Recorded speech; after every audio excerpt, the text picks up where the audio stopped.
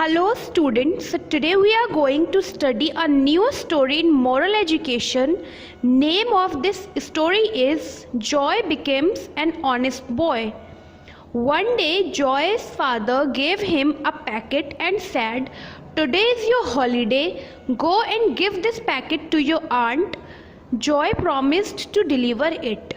एक बॉय की स्टोरी है, उसका नेम है जॉय। तो एक दिन क्या हुआ, जॉय को उसके फादर ने एक पैकेट दिया और कहा कि आज तुम्हारा हॉलीडे है, आज तुम छुट्टी वाला दिन है आज तुम्हारा, तो ये पैकेट लो और अपनी आंट को दे दो ले जाकर। जॉय ने प्रॉमिस किया कि हाँ मैं ये दे दूंगा उन्हें, आंटी को। When father was gone, Joy went out to play with his friends. He forgot about the packet. Joy has put the packet in his cupboard. उसके फादर वो पैकेट देकर वहाँ से चले गए और जॉय जो है वो बाहर चला गया अपने फ्रेंड्स के साथ खेलने, और वो पैकेट देने के बारे में भूल गया और उसने वो पैकेट अपनी कबर्ड में रख दिया। After about 10 days, his father said to him, "Do you remember the packet I gave you for your aunt? In the packet there were some medicines which your aunt needed urgently." तो 10 दिन के बाद उसके father ने पूछा Joy से, क्या जो मैंने तुम्हें पैकेट दिया था आंट को देने के लिए तुम्हें याद है वो? और उस पैकेट में कुछ बहुत ही इम्पॉर्टेंट मेडिसिन्स थी जो तुम्हारी आंट को चाहिए थी। This morning I received a message from her. She says that she did not get medicines, so she had to be admitted to a hospital by a neighbor. और आज सुबह सुबह तुम्हारी आंट का मैसेज रिसीव हुआ मुझे, उन्होंने कहा कि उन्हें मेडिसिन्स नहीं मिली हैं और उनकी तबीयत ख़राब हो गई, इसीलिए उन्हें हॉस्पिटल में एडमिट होना पड़ा। Joy was now very much afraid. He was very uneasy with himself. He has cheated his father. He prayed to God to pardon him. Joy बहुत ज़्यादा डर गया था, उसको बहुत ही अनकंफर्टेबल फील हो रहा था और उसे बुरा लग रहा था कि उसने अपने फादर के साथ चीटिंग की, और उसने गॉड से प्रे किया कि उसे माफ़ कर दिया जाए। Joy could not bear the pain of cheating, he broke down before his father.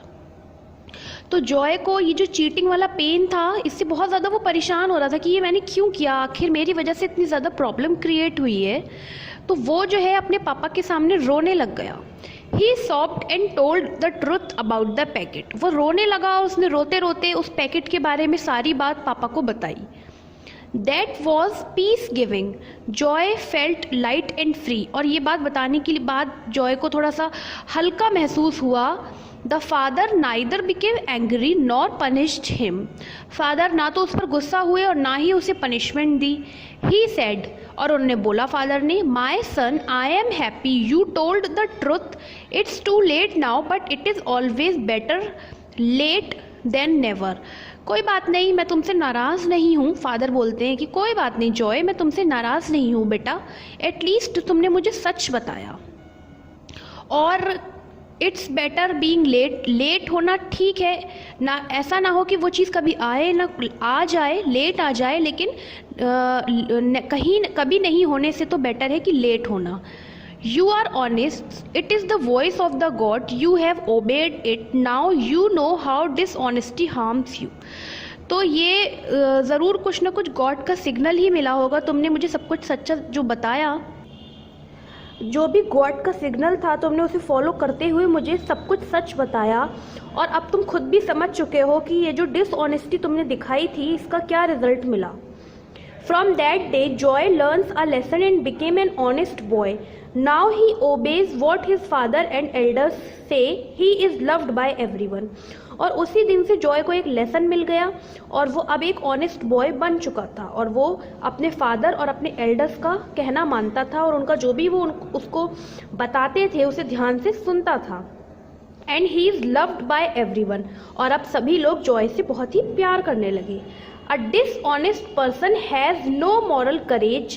He wants to hide the truth as long as he can, but how long God knows all, he sees all.